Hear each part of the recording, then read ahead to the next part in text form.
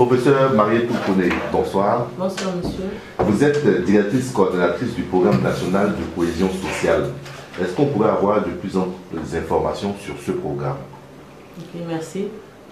Le programme national de cohésion sociale, c'est un programme gouvernemental, c'est-à-dire créé par le gouvernement ivoirien et certifié au Conseil des ministres du 15 février 2012. Il est porté par 3 ministères. Le ministère d'État, le ministère du Plan de Développement, le ministère de la Famille, de la Femme et de l'Enfant et le ministère en charge de l'économie et des finances. Comme l'indique son nom, c'est un programme qui a été créé pour favoriser la cohésion sociale en Côte d'Ivoire afin de bénéficier de plusieurs actions de développement. Et donc, si on comprend bien, l'objectif final de ce programme, c'est donc de favoriser la cohésion, comme vous l'avez dit. Mais aujourd'hui, on sait qu'on sort de guerre. Arriver à atteindre cet objectif risque d'être un peu périlleux. Oui. On a bien envie de savoir quels sont les moyens et quelles sont les activités que vous comptez mener justement pour atteindre cet objectif-là. Les activités sont multiples. C'est un programme de 7 milliards qui couvre 4 composantes et chaque composante à des activités. Si vous le permettez, je vais vous dire rapidement. Exactement, les composantes. Il y a une composante qui est chargée du renforcement du cadre juridique. Vous savez qu'il y a des textes à problème, donc il faut essayer de les toiletter pour éviter que ces textes soient des textes conflictuels. Il y a une composante création et renforcement des capacités techniques et opérationnelles des infrastructures de paix. Concrètement, il s'agit d'appuyer toutes les structures qui interviennent en matière de cohésion sociale pour que la population comprenne le bien fondé de la cohésion sociale. Il y a également une composante qui est appui à la mise en œuvre d'actions fédératrices de réhabilitation communautaire et de réintégration socio-économique. Concrètement, cette composante-là s'intéresse, comprend de nombreux projets qui visent à venir au secours, j'allais dire, ou porter assistance aux personnes en détresse, aux personnes vulnérables, aux personnes qui ont été affectées par les conflits sociaux, politiques et économiques en Côte d'Ivoire. Voici les 4 grandes composantes. Et comme je dis, chaque composante comprend de multitudes de projets. Notamment, si vous voulez, je peux vous dire qu'il y a des projets de formation des leaders communautaires, en tout cas formation de tous ceux qui sont vecteurs de la cohésion sociale, c'est-à-dire les leaders communautaires, les leaders religieux, les chefs traditionnels, la presse, les organisations de la société civile, etc., etc. Il y a également des activités de sensibilisation, beaucoup d'activités de sensibilisation. Et puis, comme je l'ai dit, il y a des activités également génératrices de revenus, c'est-à-dire qu'il y a des gens qui ont perdu leurs biens, faire en sorte que ces personnes-là puissent se relever pour pouvoir subvenir à leurs propres besoins ainsi qu'aux besoins de leur famille. Il y a des personnes qui ont perdu par exemple leur logement ou qui l'ont vu de tout en partie. Nous avons des projets de réhabilitation des logements, des projets de création de logements sociaux, etc. etc. Exactement. On va donc essayer d'approfondir un peu sur les réponses que vous venez de donner. Okay. C'est vrai que quand on parle de cohésion sociale, c'est un thème, je dis, qui est d'ordre national. Normalement, ça doit toucher tous les Ivoiriens. Mais en particulier, est-ce que le programme a une cible précise? La cible, c'est tous les Ivoiriens et toutes les personnes vivant en Côte d'Ivoire. La cohésion sociale, c'est faire en sorte qu'il y ait moins de frustration, qu'il y ait moins d'inégalités, quel que soit, c'est-à-dire c'est faire en sorte qu'on puisse vivre ensemble malgré nos différences ethniques, religieuses, professionnelles, géographiques, etc., etc. Donc c'est un programme qui va toucher tout le monde. Mais en la matière, puisque nous sortons de la crise post-électorale, ça va d'abord concerner les personnes dites vulnérables, les personnes qui ont été affectées par les conflits.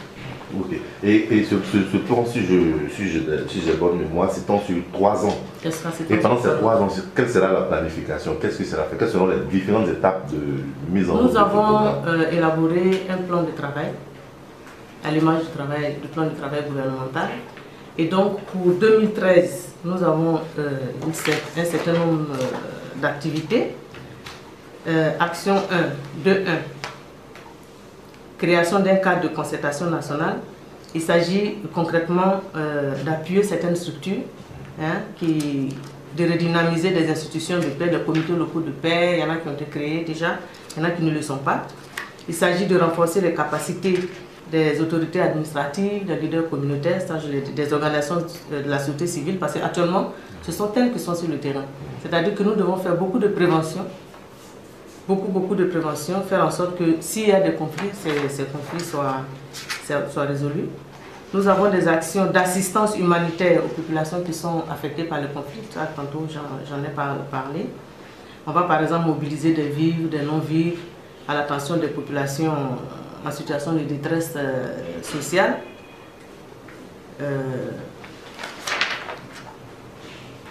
On va également renforcer le cadre juridique. Comme je l'ai dit, il y a des textes juridiques qui vont être identifiés. On va proposer des réformes aux textes juridiques problématiques. Et puis également proposer des textes juridiques dans les domaines qui sont dépourvus de réglementation. On va organiser des arbres de Noël. Tout ça, tout ce que je suis en train de lister, ça c'est pour 2013. Renforcer les capacités des acteurs de médias. Appuyer les personnes déplacées internes, les réfugiés. Vous savez que le président a annoncé dernièrement, il y a des réfugiés qui arrivent. Ces personnes-là vont venir, dans quelles conditions elles seront. Donc le gouvernement a prévu des choses pour ces personnes-là. Et puis, promouvoir et vulgariser les valeurs de cohésion sociale. Ça veut dire quoi? Organiser des festivals sur les alliances interethniques, organiser des compétitions sportives entre districts ou entre villages ou entre communautés, organiser des concours de littérature pour les enfants qui sachent ce que c'est que la cohésion sociale, inculquer à travers des pièces de théâtre ou des bandes dessinées certaines valeurs telles que la tolérance, la courtoisie, le respect de soi, le respect du bien d'autrui, le respect de la hiérarchie. Vous savez que toutes ces choses-là sont des repères qui sont en train d'être perdus, etc., etc. Ok, je vais essayer de faire très simple. Ce qui revient quand on parle généralement quand on entend parler de cohésion nationale, on ne peut pas s'empêcher de penser réconciliation aussi. Bien sûr. Il existe déjà une structure à charge de promouvoir justement la réconciliation nationale. Je parle de la commission dialogue, vérité, réconciliation. Et aujourd'hui, on va entendre parler du programme national de cohésion sociale. C'est quoi la différence entre ces deux entités? Je vous remercie. La différence entre les deux, elle est vraiment toute simple.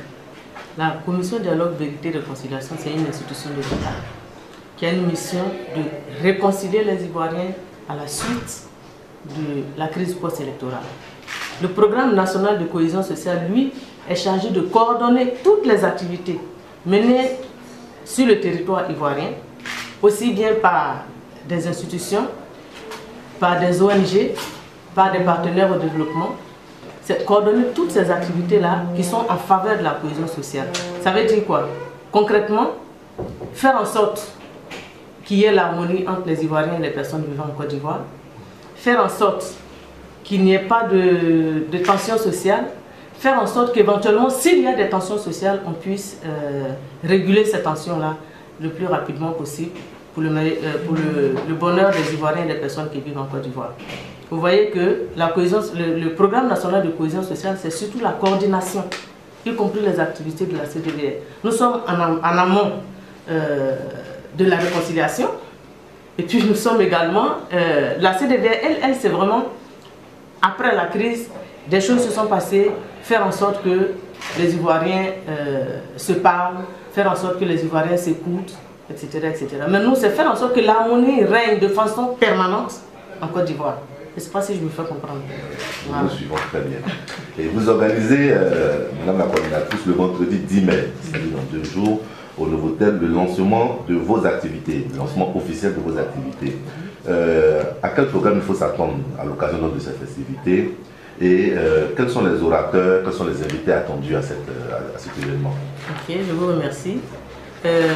Le lancement du programme national de cohésion sociale aura lieu effectivement le vendredi 10 mai de 9h à 11h au Novotel. Comme je l'ai dit, c'est un lancement. C'est montrer aux Ivoiriens qu'il y a un programme national qui existe. Ça va être marqué par, essentiellement par 4 séquences. Nous démarrons, donc les chefs traditionnels qui sont des vecteurs de cohésion sociale seront là pour faire des libations, permettre que les choses se passent bien et pouvoir ensuite traduire auprès de leur population ou de leurs administrés ce qui va se passer sur les lieux. Il y aura une série d'allocutions, il y aura la présentation du programme parce que beaucoup de gens ne savent pas, vous venez de dire quelle est la différence avec la CDVR parce qu'il y a beaucoup de confusion. Donc il y aura la présentation du programme pour que les gens sachent effectivement ce que c'est que le programme national de cohésion sociale. Il y aura des discours allocution du coordonnateur du système des Nations Unies, M. Ndola Ngokwe. Vous savez qu'en matière de cohésion sociale, il y a un fonds de consolidation de la paix qui a été créé par le système des Nations Unies. C'est eux qui appuient tout ce qui est cohésion sociale en Côte d'Ivoire. Donc ils seront là pour nous appuyer, pour donner également beaucoup d'informations par rapport à au partenariat qui existe entre la Côte d'Ivoire et le système de toutes les agences du système des Nations Unies. Et puis, il y aura, je vais dire, l'ouverture officielle par le ministre d'État, le ministre du Plan et du Développement, qui a initié ce programme-là. Voici grosso modo les activités qui, bien sûr, il y aura des intermèdes, un intermède musical, un intermède probablement humoristique.